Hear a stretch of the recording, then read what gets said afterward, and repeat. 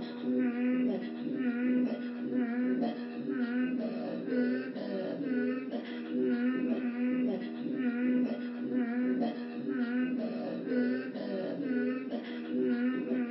peu au même moment où j'ai commencé à faire des recherches sur les Vietnamiens, j'ai eu un peu l'occasion de travailler avec un collègue qui s'appelait Jerry Gold, qui est un anthropologue qui a été 2 ans au département d'anthropologie à Laval. Ensuite, il a eu un poste à Toronto et qui, lui, avait fait son doctorat sur le comté de Kamouraska, en fait, au Québec. Lui, c'est un Canadien québécois, en fait, d'origine juive de Montréal, qui s'intéressait au Canada français.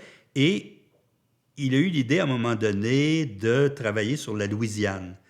Et moi, j'avais toujours été un peu fasciné par ces Québécois, enfin Québécois francophones, en fait, hors Québec, qui, un peu partout au Canada, aux États-Unis, parlaient français ou avaient parlé français, et puis qui continuaient souvent parler français.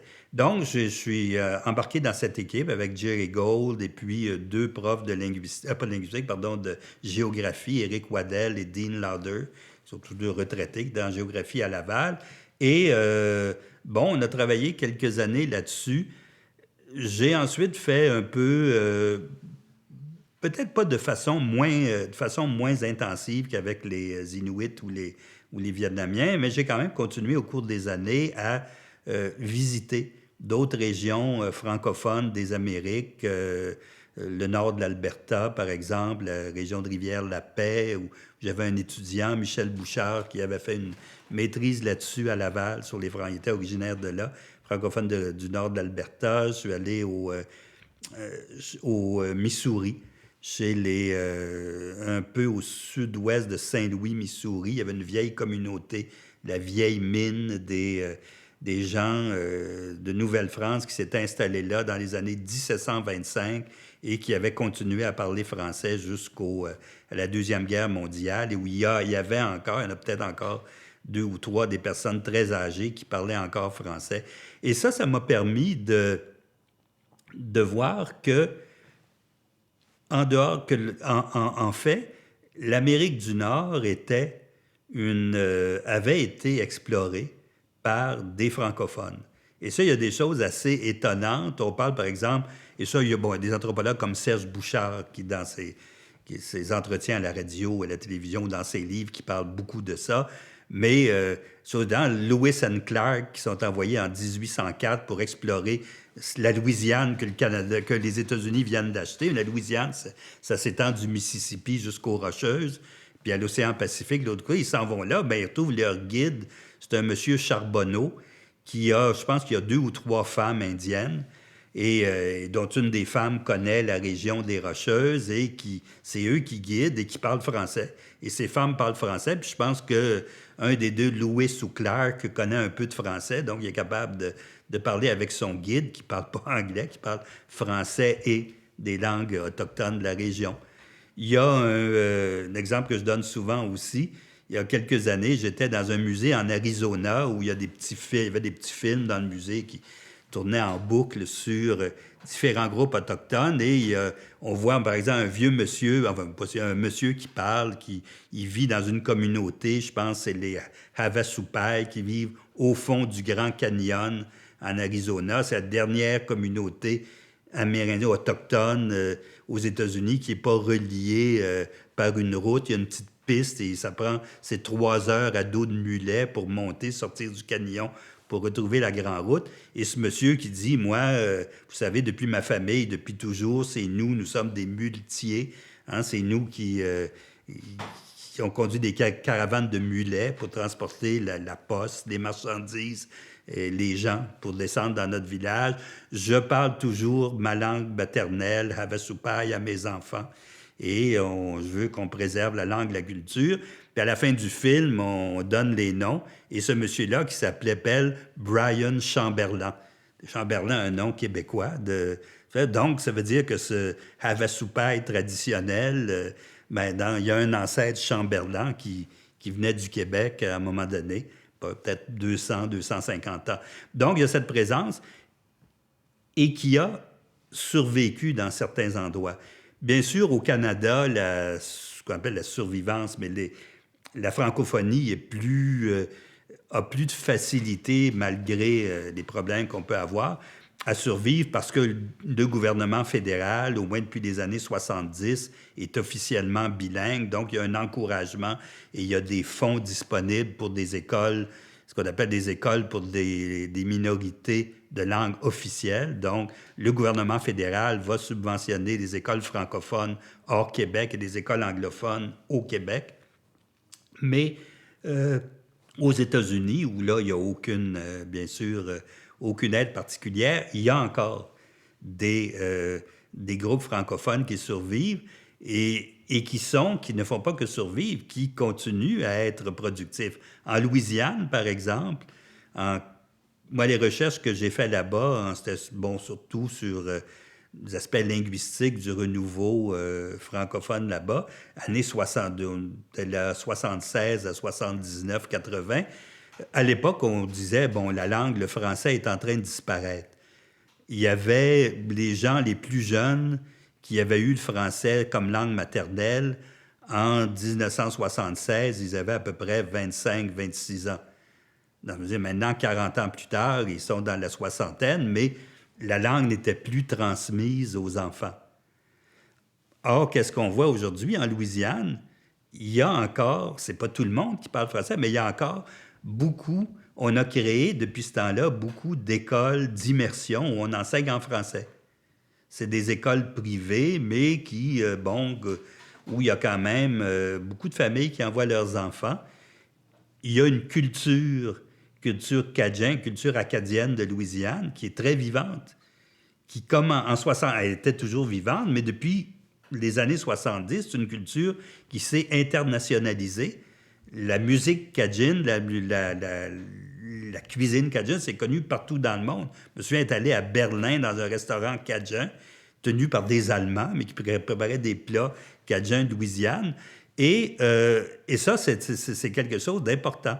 Donc, aujourd'hui, la culture louisianaise, cajun cajun adaptée au monde moderne, mais issue d'une tradition francophone, est encore très vivante. Et puis, ceux qui participent à cette culture, les musiciens cajuns, les vieux musiciens de 70, qui avaient 70 ans il y a 40 ans, bien sûr, ils sont disparus depuis longtemps, mais il y a toute une génération de jeunes musiciens, parfois très jeunes, maintenant des gens qui, dès l'adolescence, commencent à faire de la musique cajuns. Et ces gens-là, ils apprennent le français. Ils sont peut-être pas capables tous d'avoir des conversations sur n'importe quel sujet, mais ils sont capables de chanter en français, puis de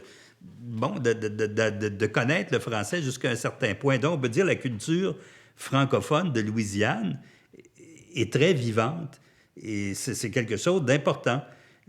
Je suis allé aussi en 2009, je suis allé à Lewiston, en Nouvelle-Angleterre, dans le Maine. C'est une région, Lewiston était appelée dans les années 30, on appelait ça le Paris des États-Unis. Ça n'a rien à voir avec Paris, là, mais parce que je pense qu'il y avait 60 ou 70 % de la population, c'était des francophones, des gens qui étaient venus du Québec ou d'Acadie pour travailler dans les usines de textiles de Nouvelle-Angleterre, et à Lewiston en particulier, parce que c'était pas très loin, aujourd'hui c'est à peu près 6 heures de route de Québec. À l'époque, c'était par train qu'ils voyageaient. Les gens pouvaient très bien, pendant l'été, ils avaient 2 semaines de vacances, prenaient le train, rentraient au Canada, puis ils allaient dans leur famille, cultivateurs très, très pauvres du Québec ou d'Acadie, puis dire, écoutez, venez aux États-Unis, vous allez faire de l'argent, il y a des jobs dans les usines, etc. Donc ça fait que pendant longtemps, Lewiston, il y avait des institutions francophones, des écoles bilingues. On enseignait en français l'avant-midi, puis en anglais l'après-midi. Il y avait toute une infrastructure de communautés religieuses, comme au Québec, qui était installée là-bas. Il y avait des associations francophones, etc.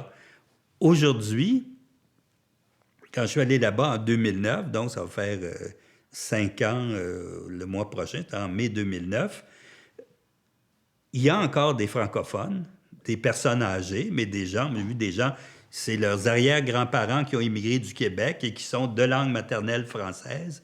Bien sûr, le français ne se transmet plus depuis longtemps, je pense, comme langue, peut-être depuis les années 50, comme première langue aux enfants, mais on retrouve maintenant des jeunes qui se disent franco ou French American. Et ça, c'est intéressant. C'est-à-dire, et là, on parlait d'identité chez les Inuits, chez les Vietnamiens, mais il y a aussi une identité franco-américaine.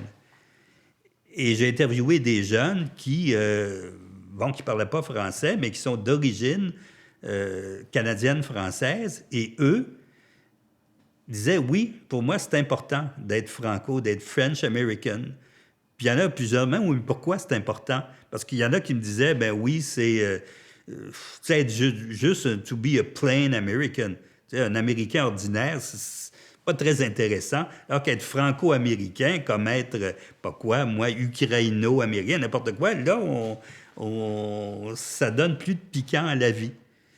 Puis quand on creusait, ils disaient, ben oui, ben tu sais quoi, les caractéristiques des Franco? Ben, les Franco, c'est des gens qui travaillent fort. Des gens qui vraiment, des gros travailleurs, mais qui savent s'amuser en même temps. Donc, quand ils ont fini de travailler, là, ils s'amusent. C'est des gens chez qui la famille est importante. On retrouve peut-être les Vietnamiens, l'image qu'ils avaient de la famille franco-américaine. Ce sont des grosses familles où les gens s'amusent en famille, les relations familiales. Puis là, ils disent, ça, c'est pas comme les Américains où la famille n'a pas d'importance. Là, nous, on apprécie. T'sais, on se réunit là, lors des fêtes ou le dimanche ou à Noël, puis tout en famille, puis on s'amuse, même si ça se fait en anglais. Peut-être les grands-parents vont parler français, mais pas toujours. Mais on a cette identité. Et une fille qui me disait à la fin, je disais, mais pourquoi? Mais elle dit, it's cool to be ethnic. Hein, c'est cool d'être ethnique. Et ça, c'était, c'était un peu bizarre, mais non, c'était quelque chose d'important. C'était une identité, c'est pouvoir se rattacher à une origine et pas être comme tout le monde. Et ça nous amène à une réflexion sur l'identité qui pour moi m'a permis peut-être de faire la synthèse de un peu des recherches que j'ai faites sur les Inuits, sur les Wendat, avec la langue, revitalisation linguistique, sur les Vietnamiens et sur les francophones minoritaires d'Amérique. Pourquoi les gens s'identifient? Ce serait tellement plus simple de tous parler anglais, de tous être américains, ou au contraire d'être tous chinois. Pourquoi pas tous parler chinois? Si on était en Asie, ce serait plus simple d'être tous chinois. Ici, c'est plus simple d'être tous américains. Pourquoi on veut chaque groupe veut garder certaines de ses caractéristiques culturelles, linguistiques, etc. Et ça, je pense que c'est lié vraiment à la personnalité. C'est-à-dire, mes réflexions que j'ai exprimées, entre autres, dans la conclusion de ce livre qui s'appelle « Être Huron, Inuit, francophone, vietnamien, propos sur la langue et sur l'identité », que j'ai publié en 2010 aux éditions Libert, ou que c'est un recueil là, de textes que j'ai fait sur différentes expériences de recherche, mais vu d'un point de vue identitaire. Dans la conclusion que je développe, c'est de dire que, dans le fond, ce qui est important, chez tout être humain, il y a un processus d'identification. Chaque individu sait qui il est. Il va s'identifier à la fois sur toutes sortes de plans. Hein, l'identification sur le plan du genre homme, femme ou les deux. Enfin, il y a toutes sortes de réflexions là-dessus. Le plan de l'âge, je suis jeune, je suis vieux, etc. L'appartenance sociale. Hein, je suis une personne plus ou moins riche, pauvre, scolarisée, moins scolarisée, mes parents étaient comme ci, comme ça. Appartenance, et puis appartenance qu'on appelle ethnique ou ethnoculturelle. J'appartiens à une culture ou j'ai des habitudes de vie, une langue, etc., qui sont telles et qui sont peut-être pas les mêmes que celles de tel ou tel autre groupe. Et surtout quand on est minoritaire, si je suis un francophone au Canada, je ne suis pas un anglophone canadien. J'ai quelque chose de différent. Si je suis un autochtone au Canada ou ailleurs, mais en tant qu'Autochtone, je suis pas un Canadien ou un Québécois ou un Américain, je suis un Inuk ou un Wendat ou un autre. Si je suis un French American ou un Franco-Canadien, ben je suis pas French American, je suis pas un Américain ordinaire. Et si je suis un Vietnamien de l'étranger, ben je suis pas un Canadien ou un Québécois comme les autres. Puis je suis pas non plus un Vietnamien comme les Vietnamiens du Vietnam. Donc, il y a tout ce processus. Chacun d'entre nous, on s'identifie.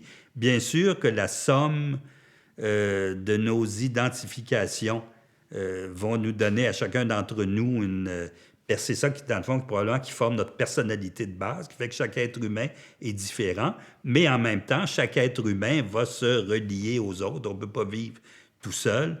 On forme des groupes, donc on va aussi percevoir des ressemblances sur le plan, là encore, de l'appartenance de genre, appartenance en termes d'âge, appartenance ethnoculturelle, appartenance sociale. On va aussi se rattacher à des groupes. Et l'identité, qu'est-ce que c'est? L'identité, c'est le résultat de notre identification, de notre processus d'identification. Donc, chacun d'entre nous, on va avoir une identité qu'on va exprimer de différentes façons, qui va être le résultat de la façon dont on s'identifie sur différents plans. Et aussi, les groupes auxquels on appartient vont avoir leur identité. Comme je disais, il y a des identités de groupe, que ce soit au niveau ethnique, culturel, linguistique, national, etc. Ça joue, et ces identités-là sont toujours mouvantes. L'identification, c'est un processus. On a eu tendance longtemps à croire que l'identité, c'était fixé. On a d'identité, on entre dans des catégories, et puis un tel, c'est comme ci, l'autre, c'est ça, mais c'est pas du tout le cas.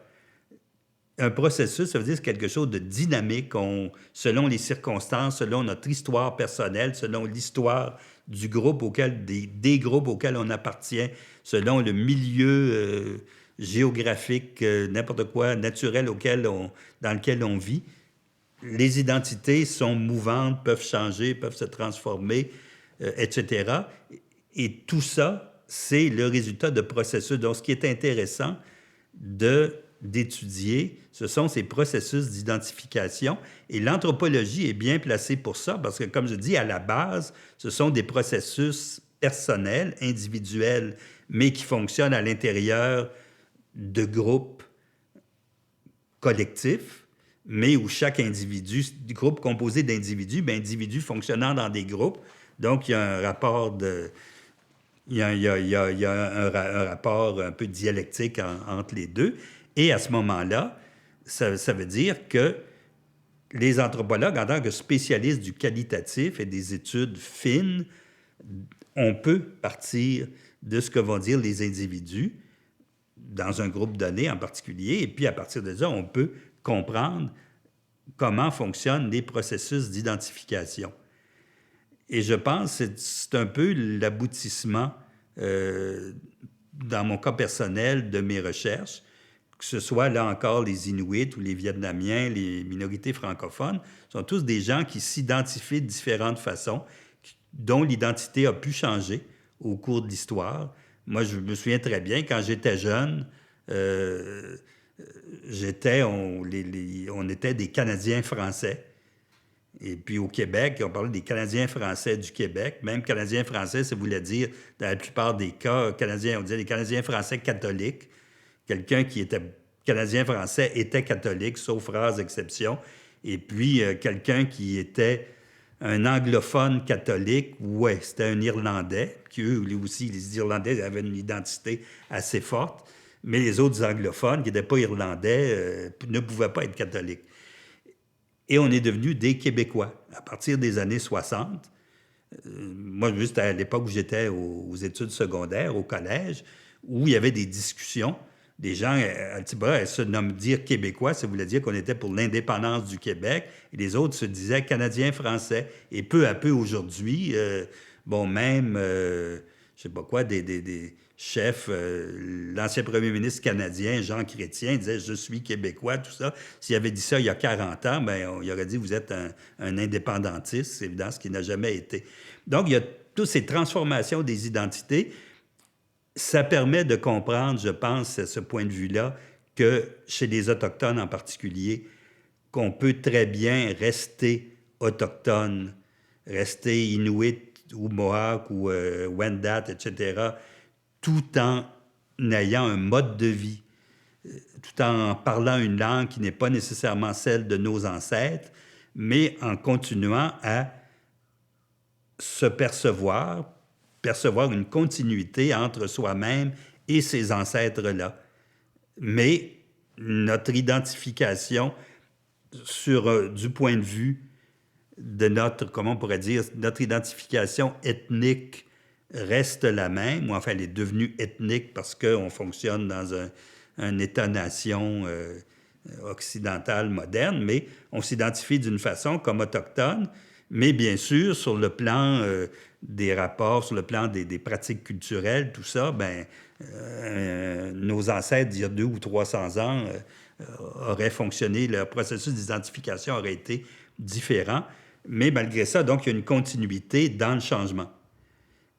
Ça veut dire, par exemple, les gens qui, souvent, on entend dire, oui, il n'y a plus d'Indiens, il n'y a plus d'Autochtones, il n'y a plus d'Esquimaux, il n'y a plus de ci, il n'y a plus de ça. Mais non, on peut être autochtone tout en étant moderne. Il y a une autochtonéité moderne qui existe et qu'il faut reconnaître. On n'en est pas moins autochtone que quand on est moderne. Même chose pour les immigrants, les Vietnamiens.